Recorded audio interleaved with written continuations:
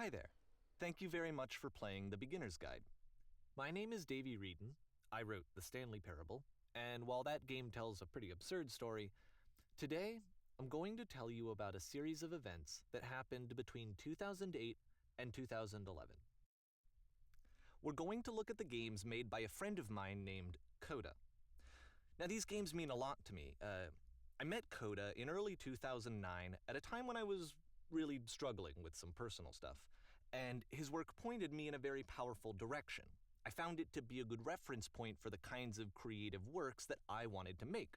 So just to start you off, this is, I think, the first game he ever made. It's a level for Counter-Strike. You can walk around here, by the way. And mostly it's just Coda learning the basics of building a 3D environment. But what I like is that even though he starts from the simple aesthetic of a desert town, he then scatters these colorful abstract blobs and impossible floating crates around the level. And of course, it destroys the illusion that this actually is a desert town, and instead this level becomes a kind of calling card from its creator. It's like a reminder that this video game was constructed by a real person. And it kind of makes you wonder, what was going through his head as he was building this? This is what I like about all of Coda's games. I mean, not that they're all fascinating as games, but that they are all going to give us access to their creator. I want us to see past the games themselves. I want to get to know who this human being really is.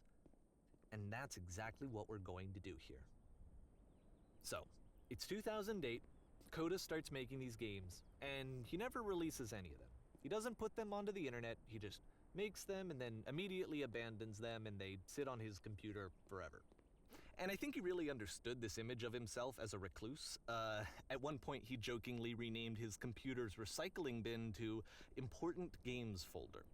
So, this was just how he worked. He tended to crank them out one after the other without even really pausing to try to understand what he had just made, until suddenly one day, he just stopped. In 2011, that was it. He made his last game, and then he hasn't made another one since. And that's why I've taken this opportunity to gather all of his work together, is because I find his games powerful and interesting, and I'd like this collection to reach him, to maybe encourage him to start creating again. And if the people like you who play this also happen to find his work interesting, then I'm sure it'll just send that much stronger of a message of encouragement to Coda. So thanks for joining me on this. If you have a particular interpretation that I haven't mentioned here, or if you just need to get in touch, you can email me at daveywreden@gmail.com. Okay, that's about it for introduction. Let's take a look at Coda's first proper game. As each game is loading, I'll show you the date that it was completed. This first one was made in November 2008.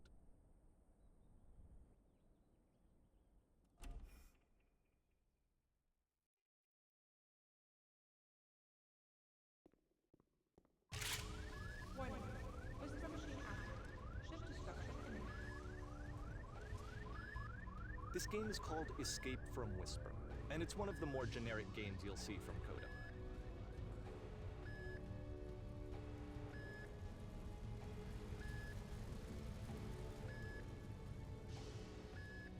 You can click to fire the gun.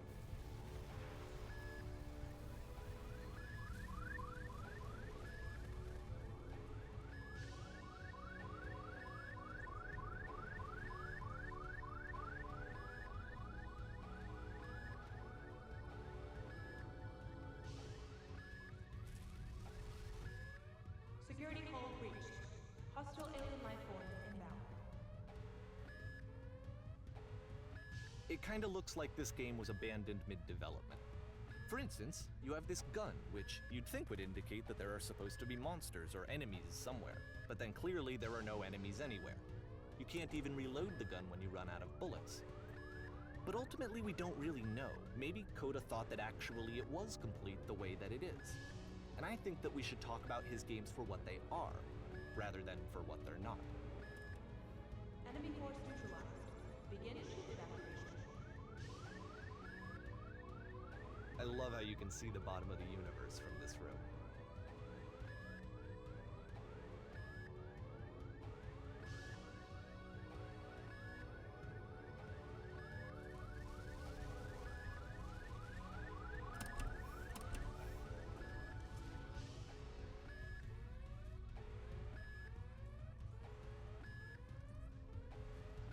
apparently this space station has a labyrinth on it.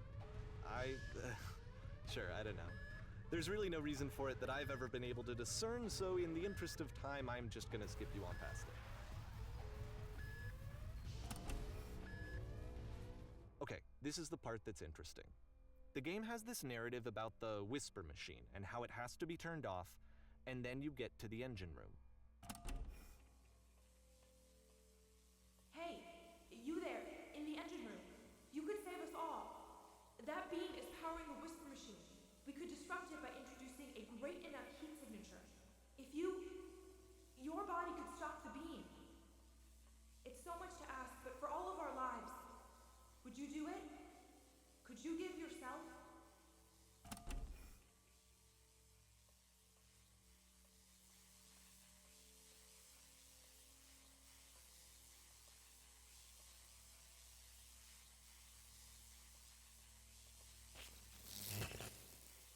Let me pause here for a second.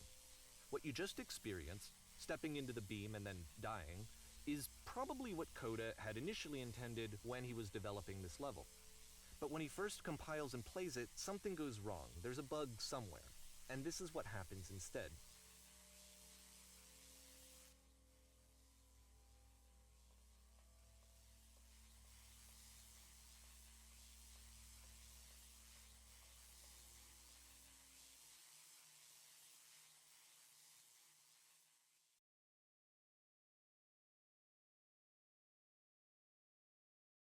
The beam causes you to start floating. And this is an important moment for him. Because yes, this is technically a glitch, but Coda identifies something human about it, like how small it makes you feel in the face of this larger chaotic system. Or this floating could be the afterlife, a peaceful place, juxtaposed against all of the hysteria that you've just had to traverse. I don't even know. I have no idea what he was thinking, but what's clear is that after making this, something lodges itself in his brain. He wants to do more of these really weird and experimental designs. So he stops work on this and moves on to a stream of tiny little games that go in all sorts of directions. Let's go ahead and take a look at the first game he made after leaving this one behind.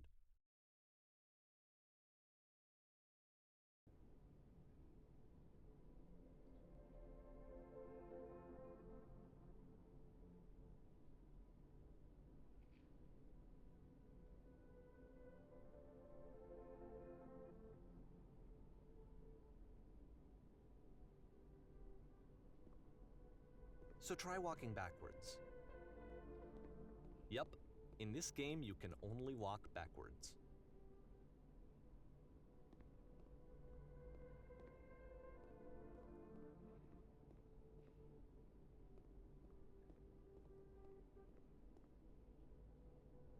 So it's a short and relatively minimalist experiment combining motion and narrative.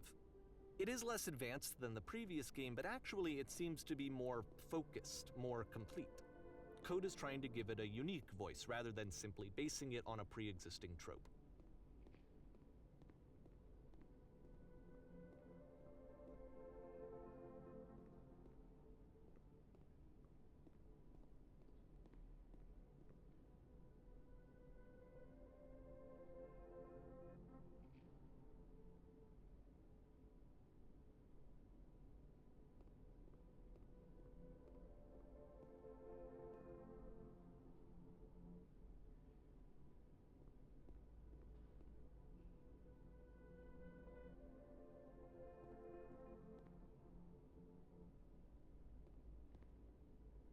It's a short little thought, it says what it wants to say, and then it ends.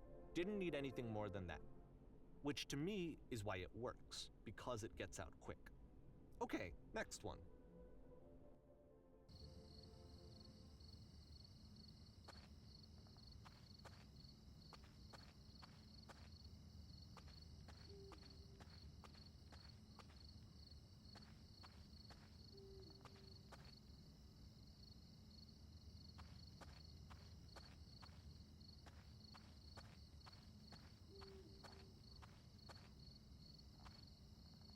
And that's it. Okay, the meaning of this game won't be clear just yet. Please be patient with me for a few more games and I promise you'll see what makes it interesting.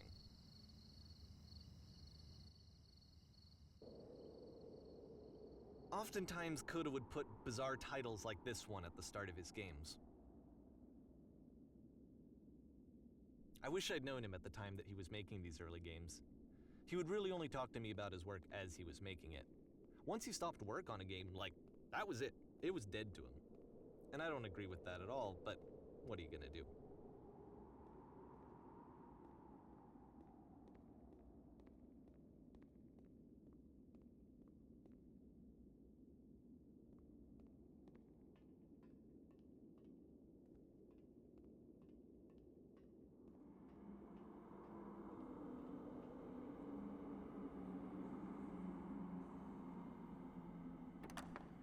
Once you've been slowed to an absolute crawl, the door at the top of the stairs opens. So why, if Coda's not showing these games to anyone, why bother opening the door at all? Well, to show you, I'm modifying the game here so that when you press enter, it'll bring you back up to full speed so you can enter the door for yourself.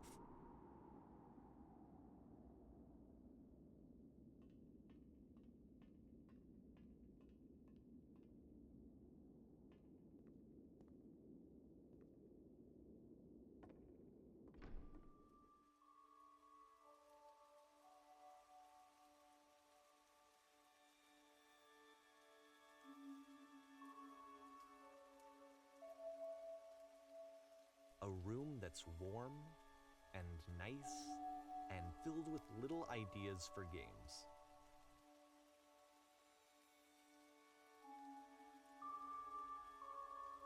Coda would often tell me that he didn't mind if people thought of him as cold or distant. He said that he knew that he was actually a vibrant and compassionate person, but that it takes time to really see that. It can be a very slow climb to get there.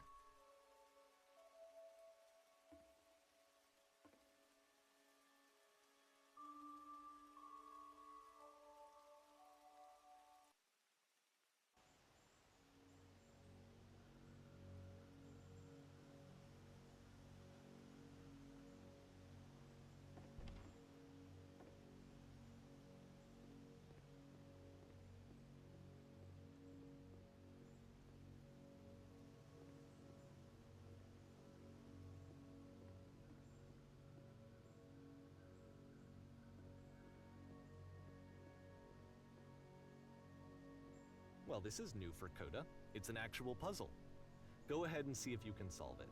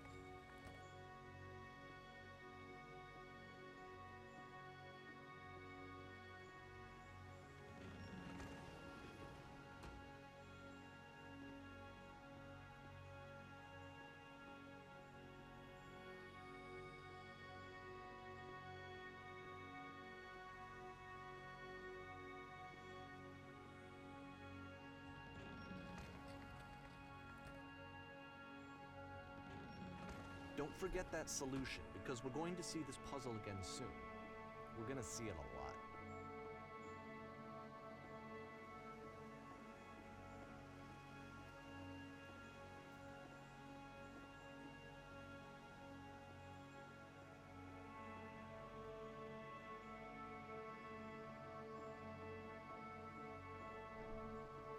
So that seems to be it, right?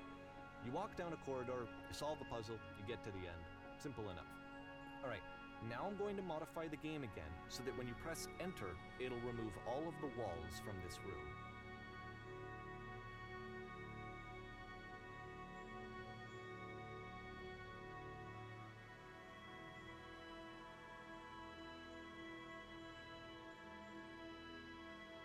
How about that? There was more to it than we had any way of knowing. I actually find it funny that this game comes after the Stairs game, since they essentially convey the opposite idea. So, in the Stairs game, a dull exterior concealed a rich interior. And then, in this level, a dull interior hides this fantastic outer world. Either way, I think that the point is the same, is that most of the time you don't get to know what you're missing, or even that you're missing anything. That's not your role as a player. So if your role here is not to understand, then what is it?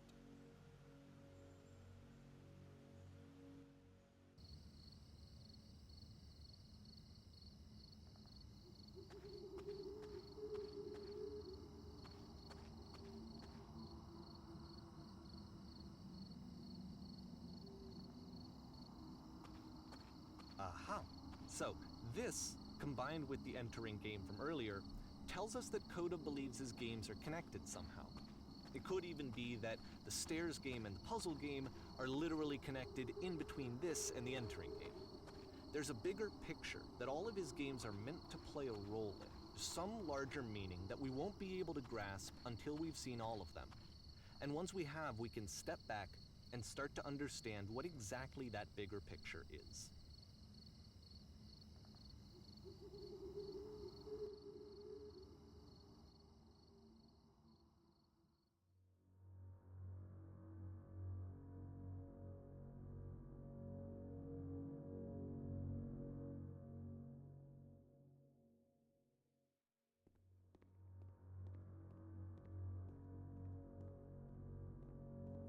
Let's talk about video game development for a second. Every video game runs on what's called an engine, which determines what the game can and cannot do. So in other words, the engine is a set of tools for game development. To make all of these games, Coda is using an engine called Source. Like all engines, Source has certain things that it does well, and it has certain things that it does poorly. One of the things that it does very well is boxy linear corridors.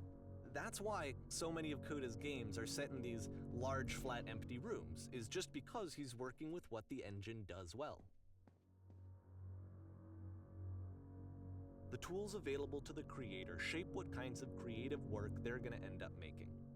You might consider paying attention to the architecture in Coda's games, to notice how they seem to stem from an engine that's very good at producing linear, boxy corridors.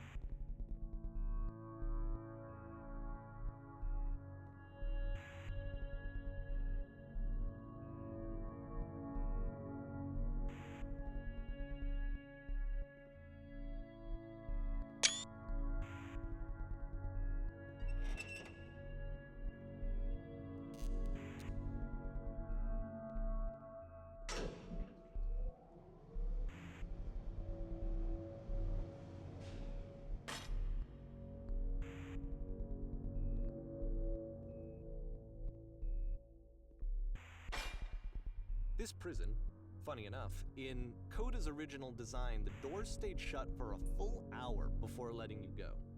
If you don't mind, I think we're gonna skip that.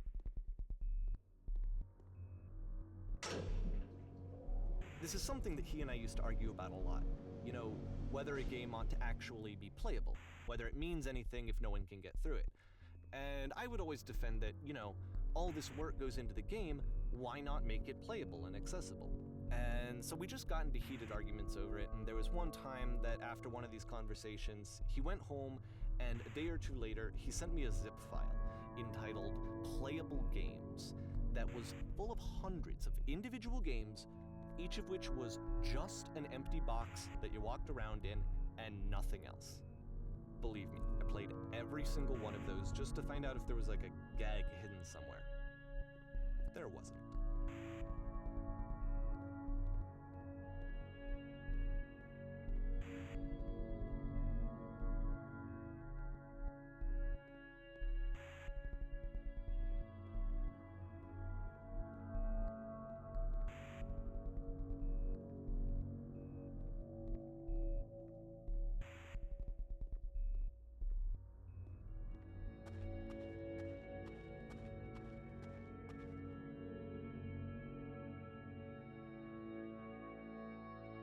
It's the puzzle again, with the exact same solution as the last time.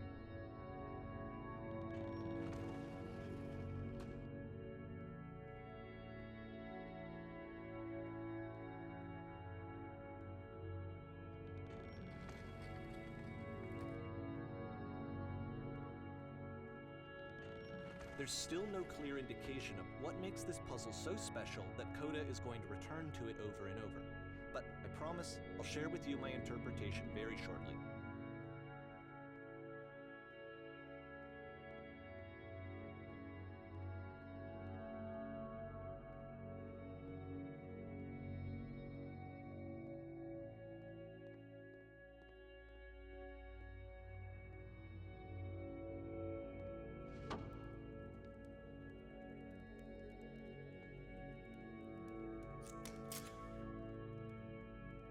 Here, Coda begins using a kind of dialogue system that he fashioned out of the engine's chat capabilities. Use the 1, 2, 3 buttons on your keyboard to respond.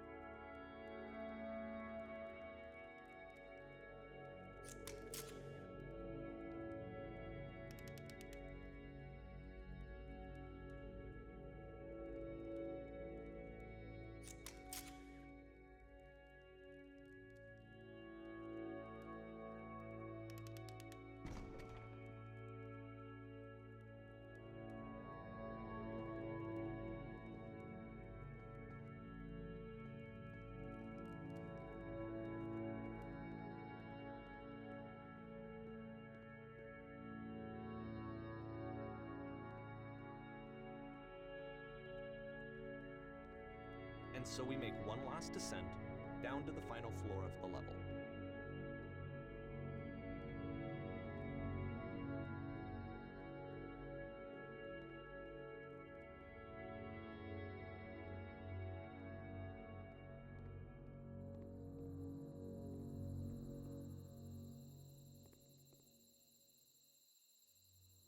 It's a lamppost. Okay, I can't tell you quite why, but for some reason, Coda fixates on this lamppost. It's going to appear at the end of every single one of his games from here on out. I'll tell you what I think. I think that up to this point, he's been making really strange and abstract games with no clear purpose, and maybe you can only float around in that headspace for so long. Because now he wants something to hold on to. He wants a reference point. He wants the work to be leading to something. He wants a destination, which is what this lamppost is. It's a destination. We're going to see it in the work as well. His games are just going to become a lot more cohesive, a lot more fully developed, with more of a clear idea behind them. And as we go, that idea will get clearer and clearer and clearer.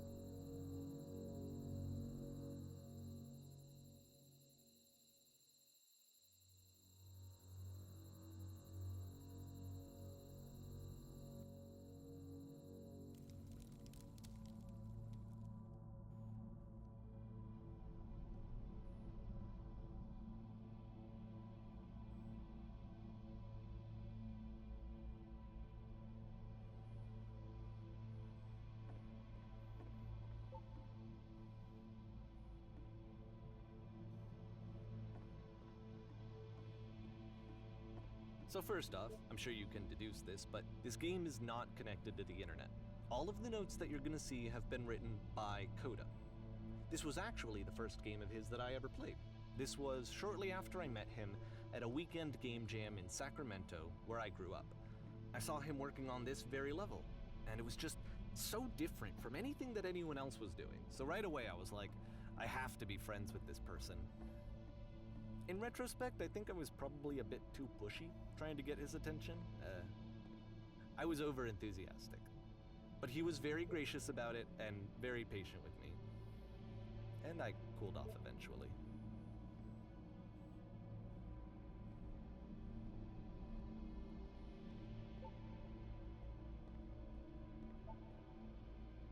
Oh, feel free to skip over any of these notes if they're not doing anything for you. Nothing extra is going to happen if you read all of them. Either way, to me they convey a sense of loneliness. I see this person who's filled with thoughts and feelings and beliefs and has no way to express them except as scattered and unheard voices in a game that wasn't meant to be played.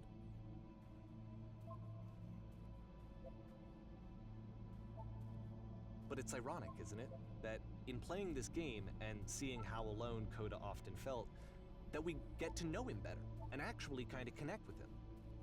And I have to be honest with you, this idea is really seductive to me.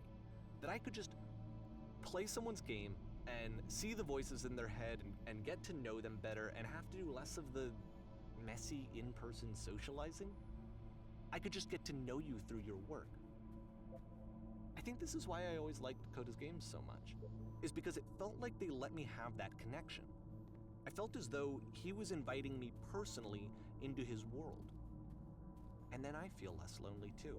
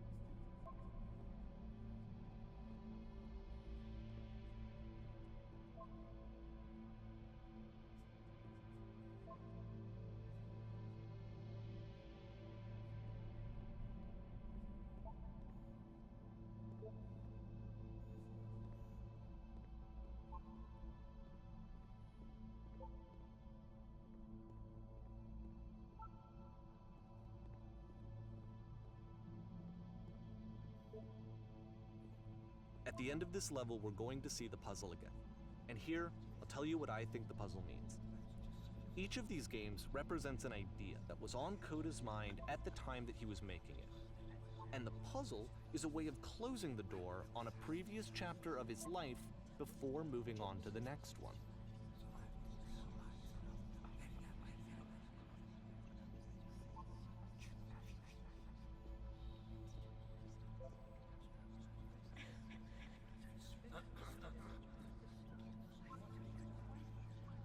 In each of his games, after exploring a theme that, he might find difficult, Coda can then place this puzzle that he knows has a reliable solution, he understands exactly how it works, and so it gives him a simple mechanism for moving on.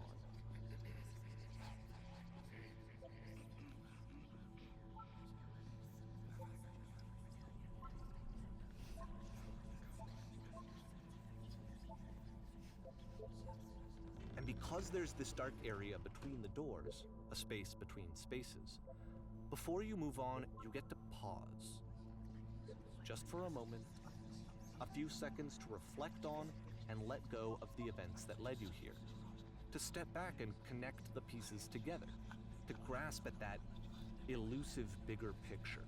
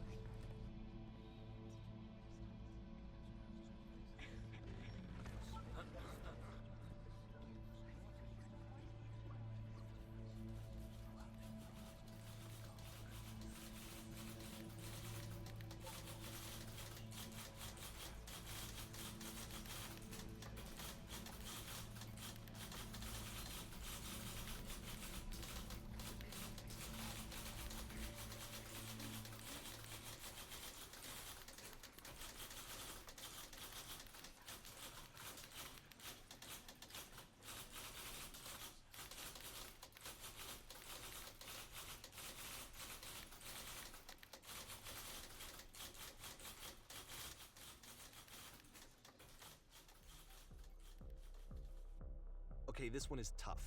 It's gonna kinda just spin its own wheels for a few minutes. Hang with it.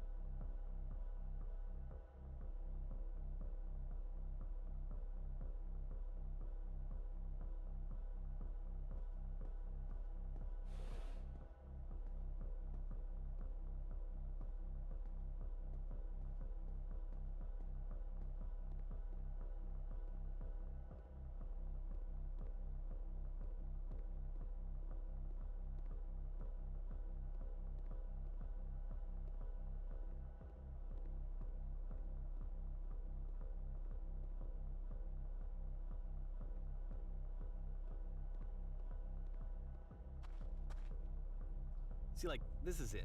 The whole game. And there's nothing that's particularly interesting about it. You just walk to the end of a hallway. Except, for some reason, Coda gets really fixated on this prison that has all of this modern furniture. And I don't know why, but he decides he needs to revisit this prison. He's gonna start over, use the same assets, turn it into something else. Okay, cool. Here's version 2.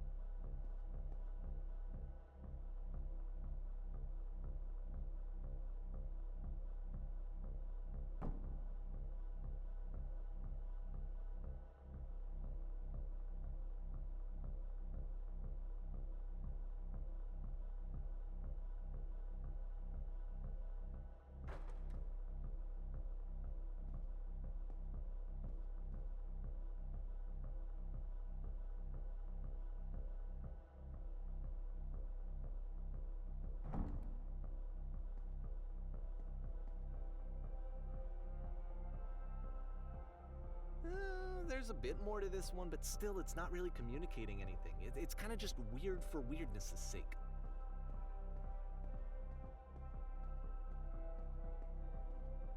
So okay, he throws it out and starts over. This time he comes at the prison idea from a different direction.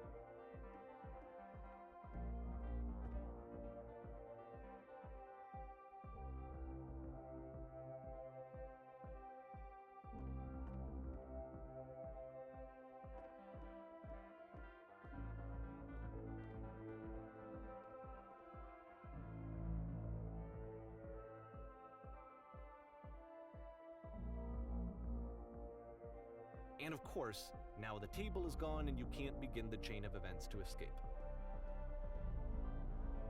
Here's a version where there are no bars, but you can't actually get to the well. And then a version where the inside of the prison is the outside and the outside is the inside. Let me just blink you real quick through a few more of these. I mean, he really unloaded on this prison idea. There's nearly a dozen of them. Personally, I think it's awful to watch this, to see a person basically unraveling through their work.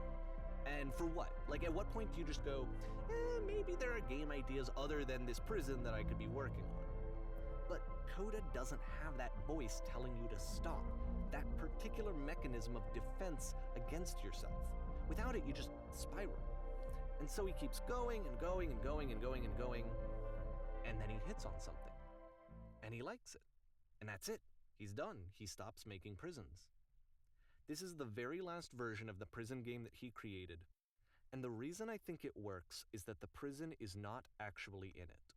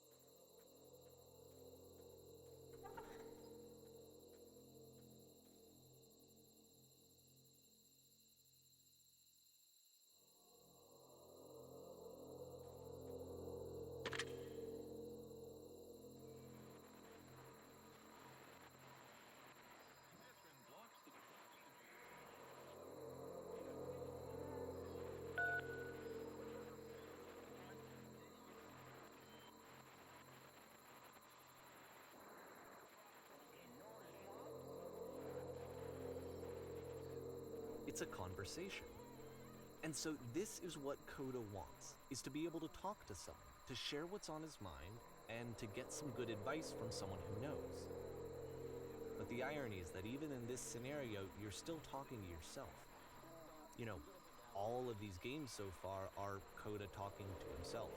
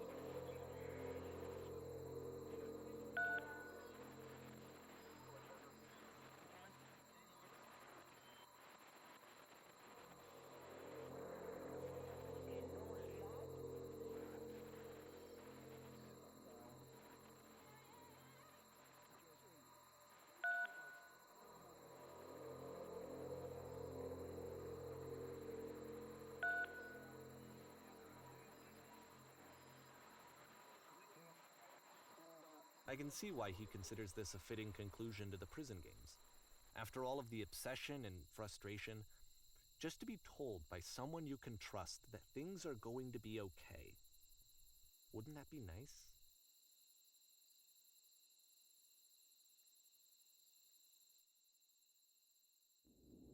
So what would it look like if Coda wanted to make a game about talking to someone other than himself?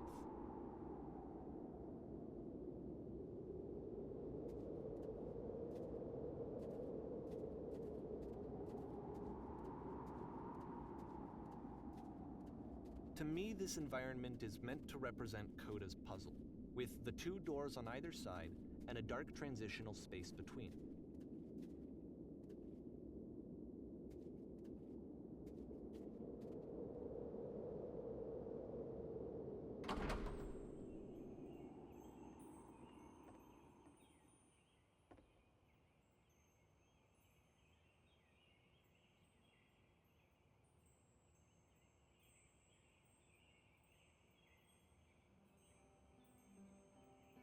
You'll notice that the quality of the art is a step up from previous games, including this new and improved chat system, which he started using from this point on.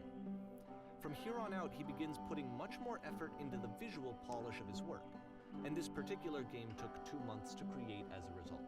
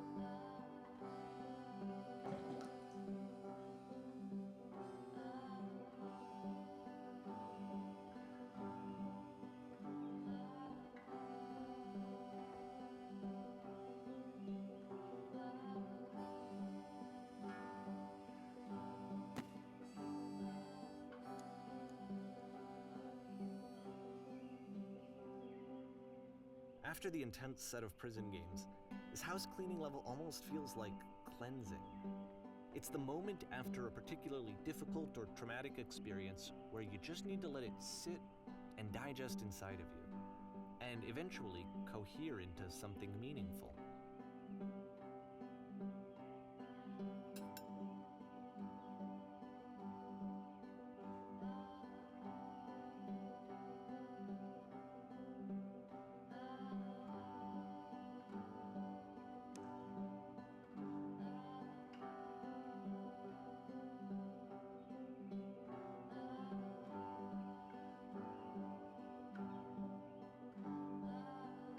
know that Coda really liked this game.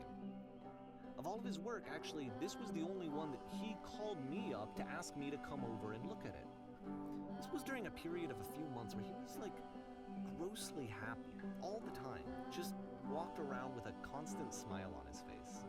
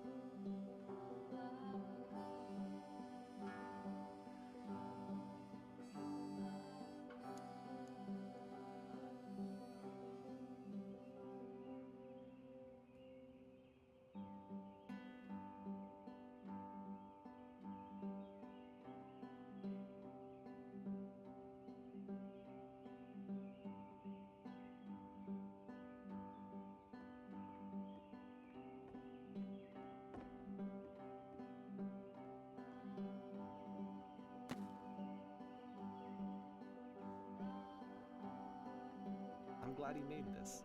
I'm glad he found some peace.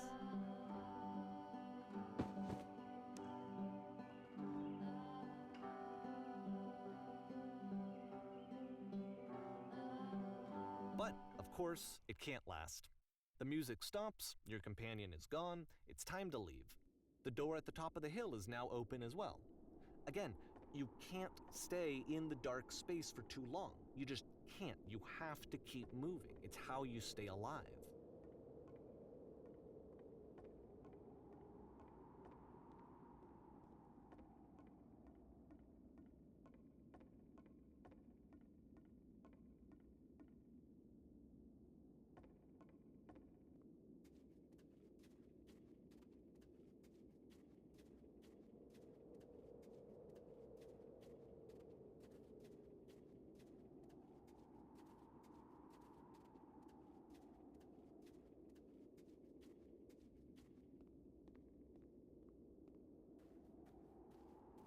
Which is the whole point of the puzzle doors, right?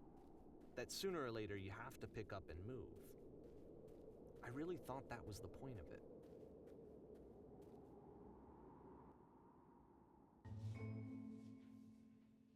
This one gets a bit goofy.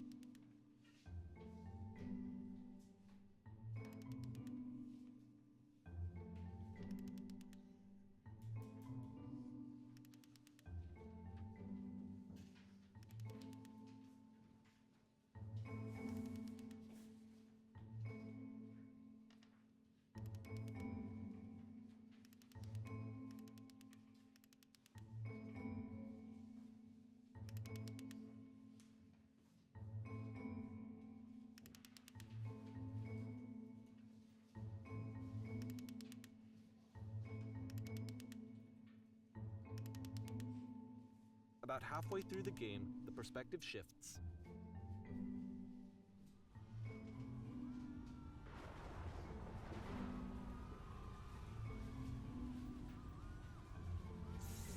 And you play as the teacher.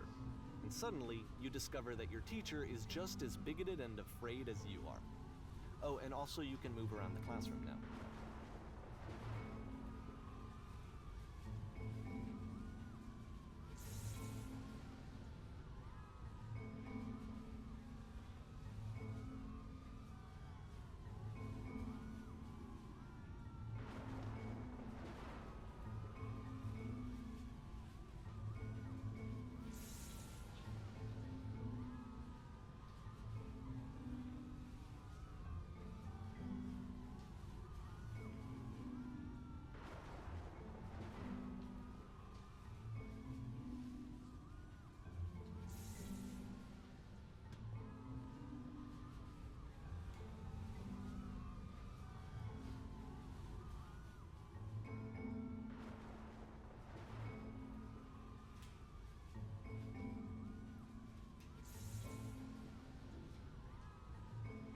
pretty hard for this one.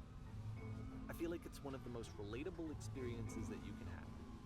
To assume that some other person is perfect and totally fulfilled in every way, and completely miss all of the little flaws that make them painfully human. I think about this game a lot these days.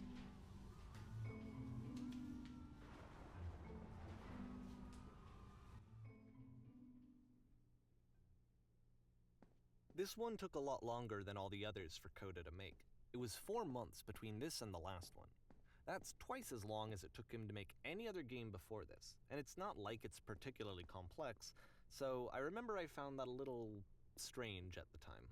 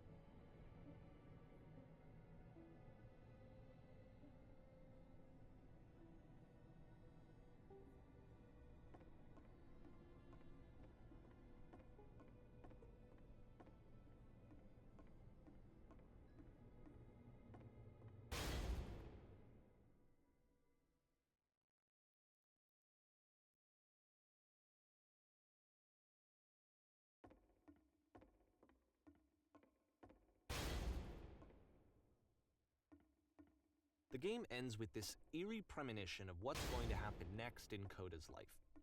The solution to social anxiety, to fears of having to perform and having to chase success, the answer for Coda is to withdraw, to hide himself away. Which is what leads to scenarios like the stairs that slowed you down several games ago, where it just becomes harder and harder to access Coda's inner landscape because he keeps retreating. He just keeps backing away from possible connections to anyone other than himself. And to be honest, I didn't consider it very healthy when I first played this game. You know, it looked to me like he was trying to justify the idea of just disconnecting yourself from the world. And that wasn't what I wanted for him or for his games. Because I feel like a lot of his games are inviting me to connect with this person, to bring him closer. But what can you do? After this, Coda went off and took another 5 months to make a new game.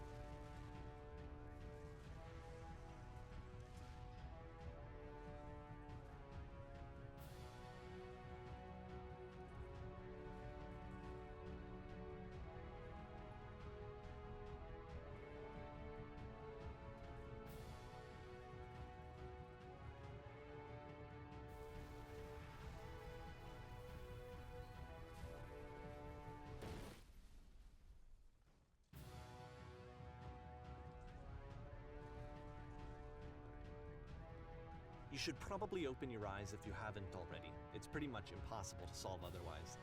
And there is a solution, by the way.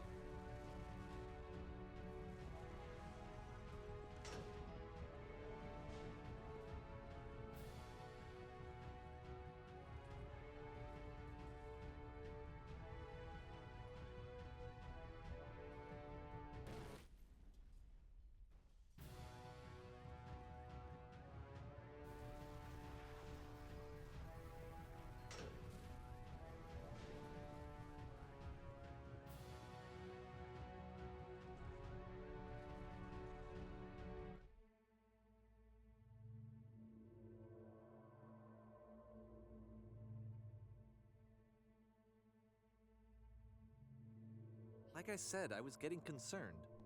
First off, he's never been this explicit in his work about exactly what he's thinking. So where's that coming from?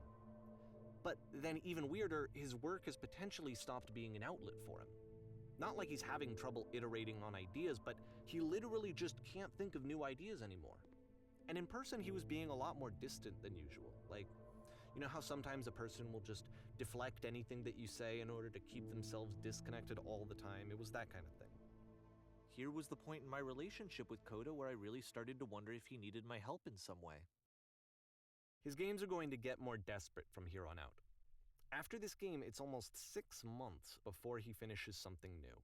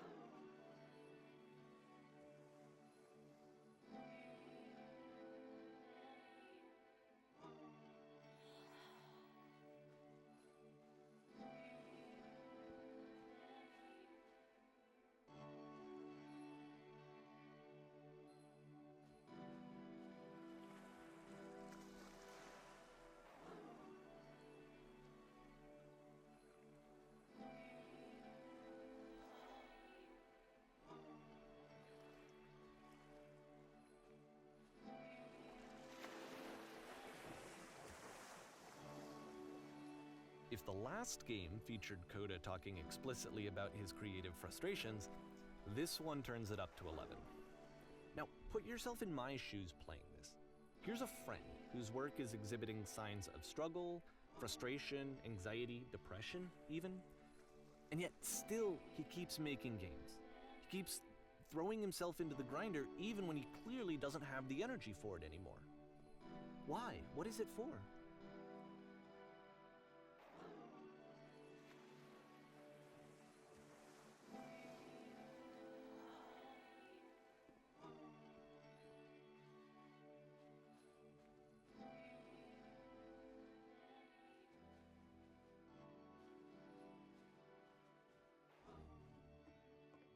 Because from my perspective at the time and just what I knew of him, this was a result of how isolated he was.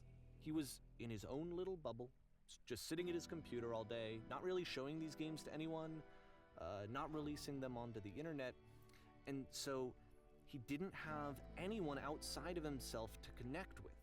He had no outlet to ground himself on.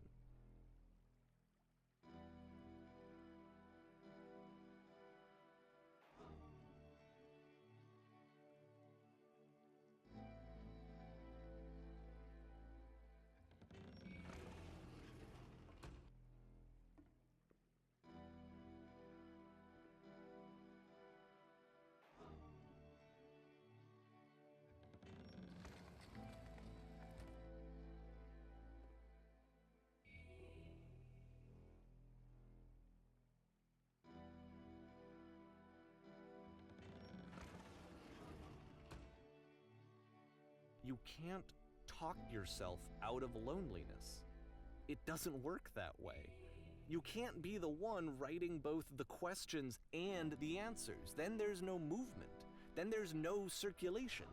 If all of your anxieties are being channeled into your work, then if the work ever fails, you have no backup and you're just going to crash.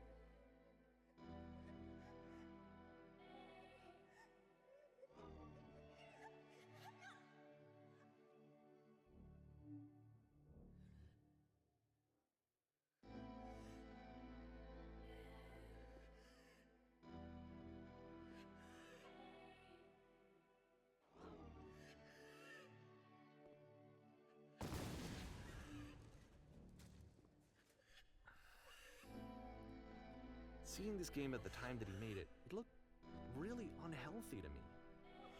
I was watching him do this to himself, and I hated it. I hated seeing him so trapped.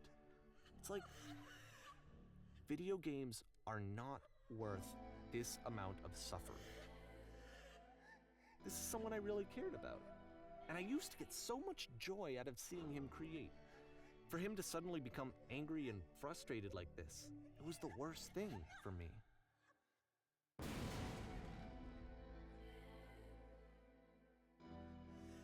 I don't know. This is what I felt at the time. I don't know how else to explain it.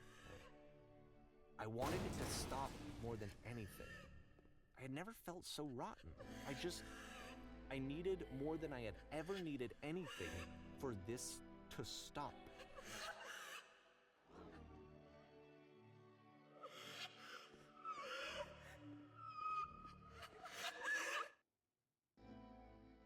But it didn't stop. After finishing this one, Coda takes another 7 months and comes up with a new game.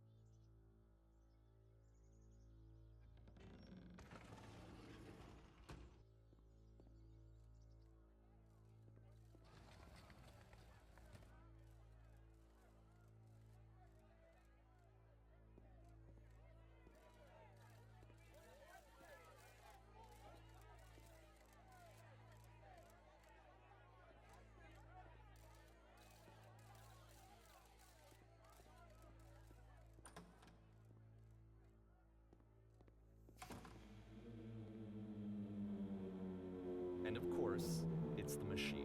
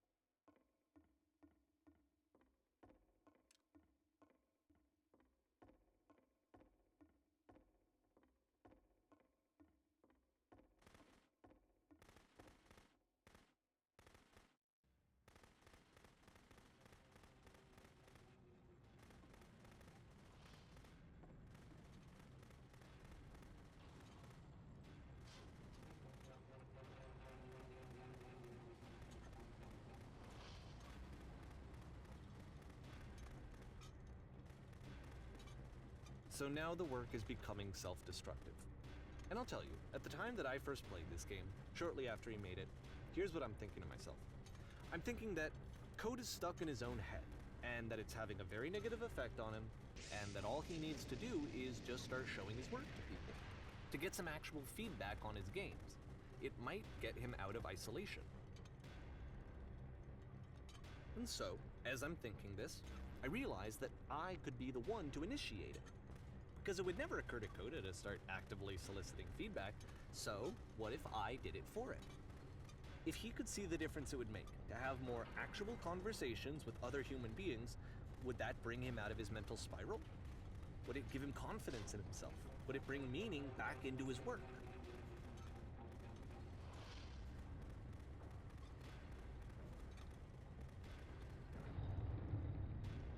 So I started showing Coda's work to people. I took this one, and the islands which you just played, the theater, the notes, the house cleaning game, and some of the prison escape games. I brought them to people that I knew and trusted. I asked their opinions. And the great part is that they really loved his games. You know, the point of it all was just to give him some external reference point, but they genuinely loved his work. There was nothing for him to be afraid of.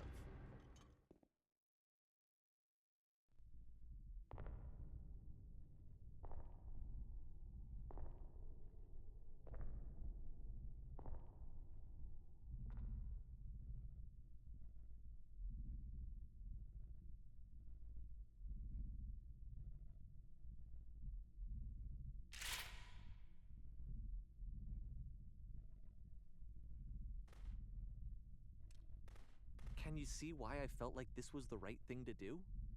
Because it's the thing that I always feel like I need, to be told that my work is good, that I am good. When someone really connects with a thing that I've made, when they see themselves purely in my work, there's nothing that feels better. And I got to give that very same feeling to my friend. I did something, I really felt like I'd done something good, like I was a good person. I felt like there was a friend who was in trouble and was unhappy and maybe didn't like themselves, and I could fix it. If I could give him this gift, maybe I could fix the problem. When they told me how much they enjoyed his games, it was the best feeling. It was the absolute best feeling. It made me feel so happy, so beautifully, beautifully happy.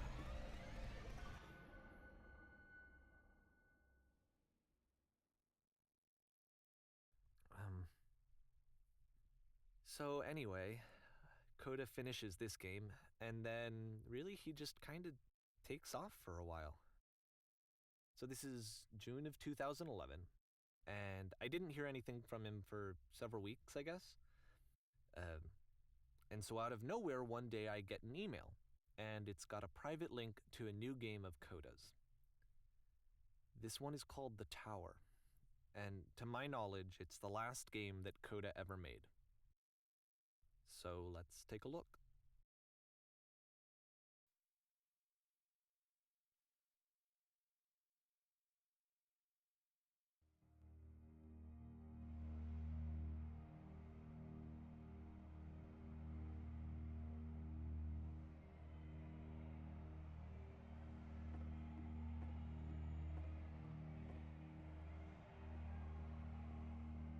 And this is where I have trouble saying anything meaningful about Coda's work.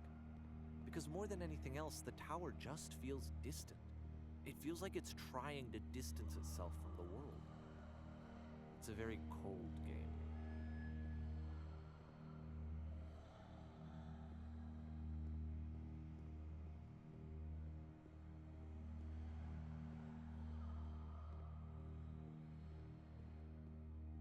This room actually has a maze in it.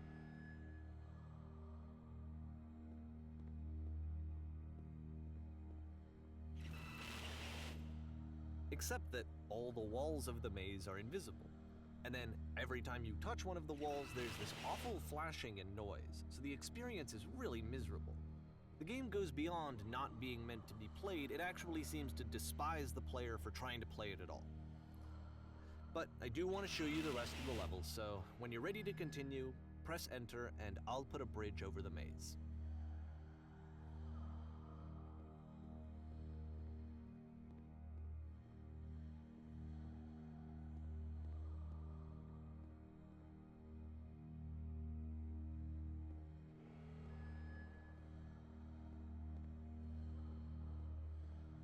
And to be fair, it's not like this is the first game that's needed some modification to be playable. Like the house cleaning game. You know, that one used to actually loop the cleaning chores and you just cleaned a house forever. I had to cut it off so that you could exit the house and the game would actually end. But that game had an idea that it was actually trying to communicate. What's the deeper idea behind the invisible maze?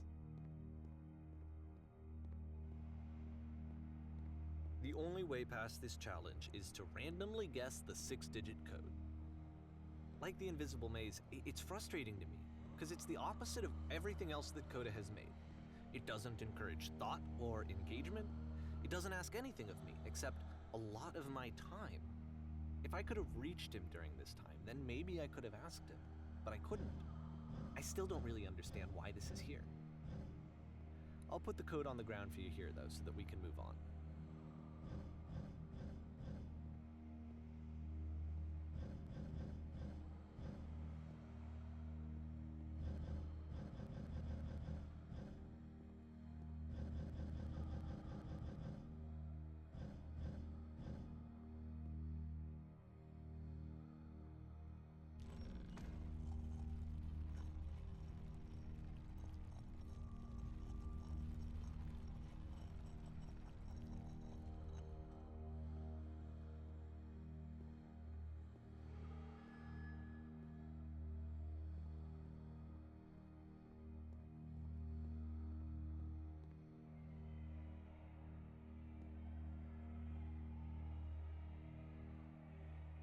The switch to open this door is actually on the other side of the door, meaning that it's literally impossible to solve from this side. So even if you somehow brute forced your way through the first 2 challenges and you got to this point, there's actually just no way to progress. And it's scary for me, the idea of Coda cutting himself off entirely, just saying, you know, that's it, that's the end of the conversation, not giving me any way to fix the problem. I feel like a failure, I guess, when I can't fix the problem. But I can open this door for you, so let me do that. Was I a failure for not understanding this game? I mean, I don't know why I would be. It's not like everything needs to have a solution, but I feel it somehow. I feel like I failed, and I don't understand why. I remember, it's June of 2011. I'm playing this for the very first time, and as I'm playing, I'm thinking to myself, I don't know this person. I have no idea who this person is. It wasn't the guy I knew, it wasn't my friend. I had come to so many conclusions from looking at all of his work up to this point, and then suddenly none of them... I had been trying to, though. That was the thing. For years I was trying to get to know him, to understand who he actually was and what he stood for. I asked him so many times to please just tell me what his games mean to him. I asked him please to tell me what the 3 dots mean. And he wouldn't.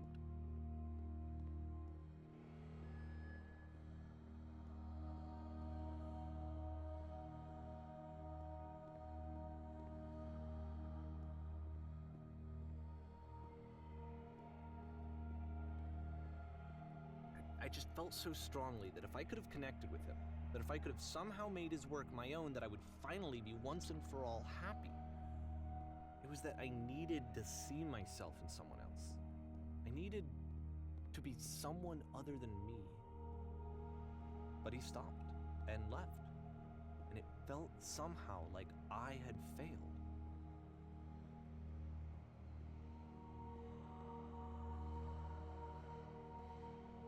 Where did I screw up?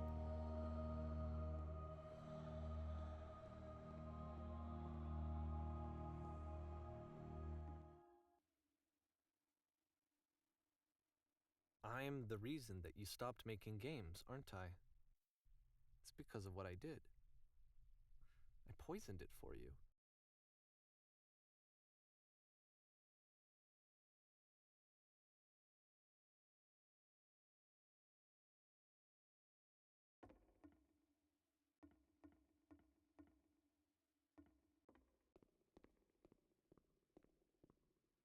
I don't think I ever told you this, but when I took your work and I was showing it to people, it actually felt it felt as though I were responsible for something important and valuable.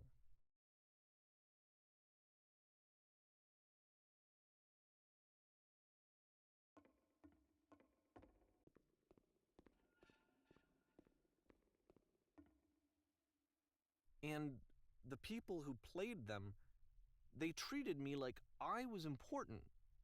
They really listened and cared about what I had to say. Even though I was showing your work, I felt good about myself. Finally, for a moment while I had that, I liked myself.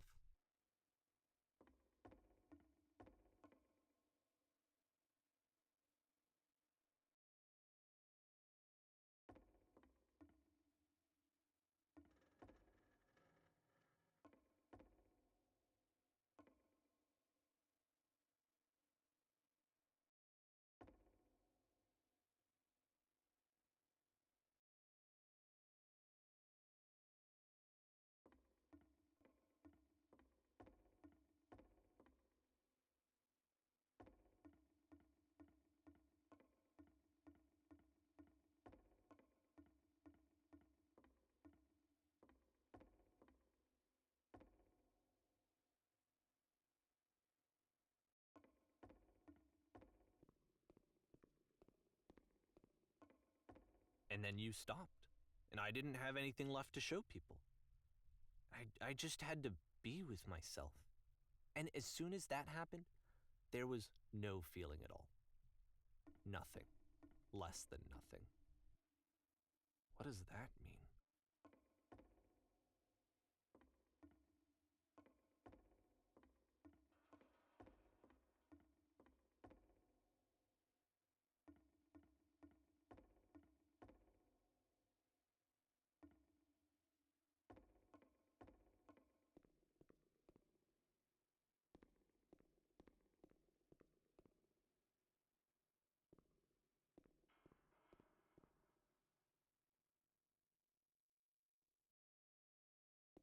I'm afraid that I did something really stupid because I don't like myself.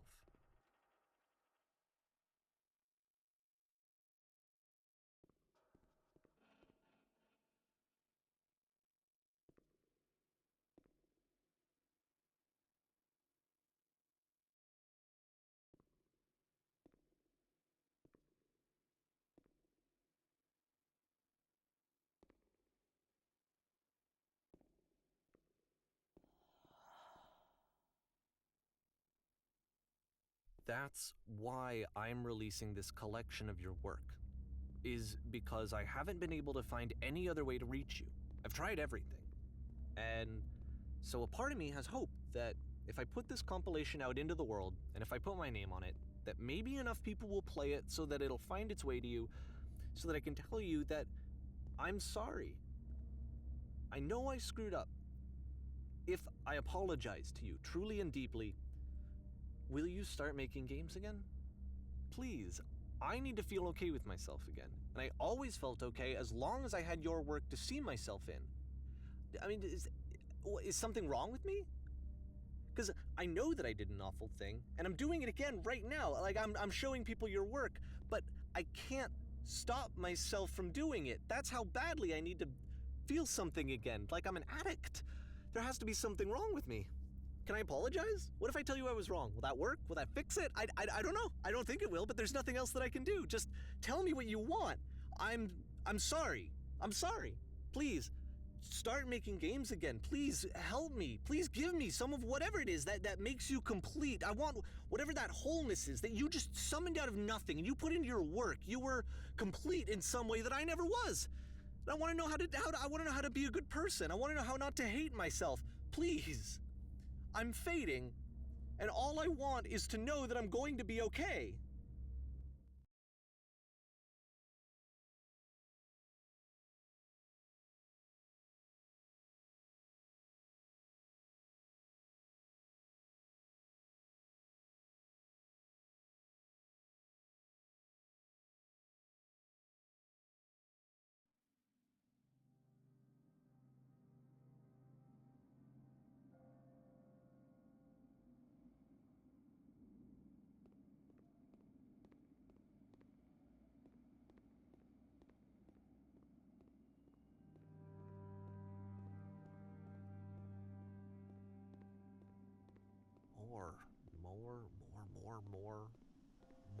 love, more praise, more people telling me that I'm good.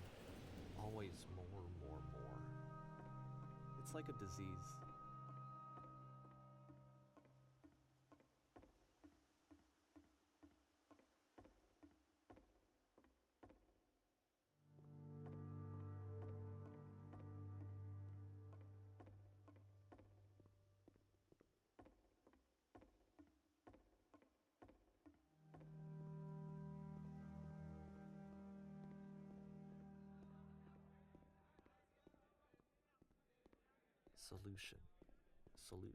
Solution.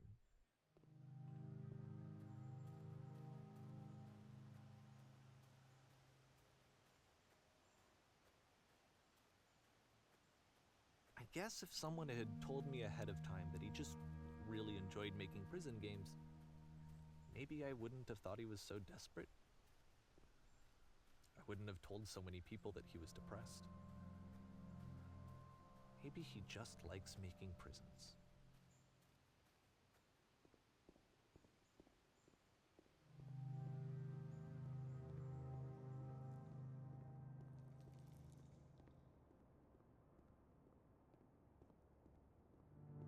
Even now, the disease is telling me to stop.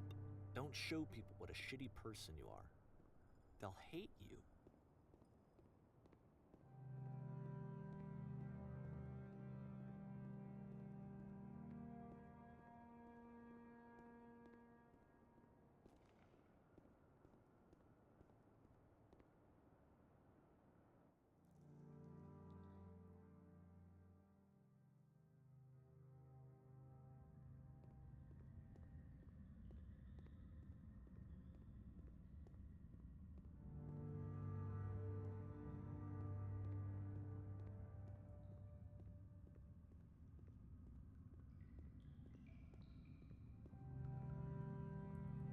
If I knew that my life depended on finding something to be driven by other than validation, what would that even be? It's strange, but the thought of not being driven by external validation is unthinkable. Like, I actually cannot conceive of what that would be like.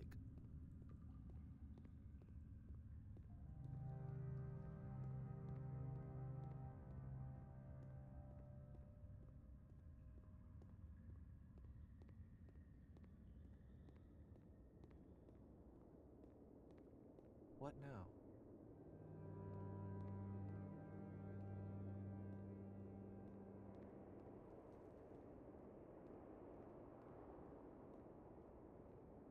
I think I need to go. And I'm sorry, because I know that I said that I would be here and I would walk you through this, but I'm starting to feel like I have a lot of work to do. I have a lot that I need to make up for, and so I'm just gonna... Okay.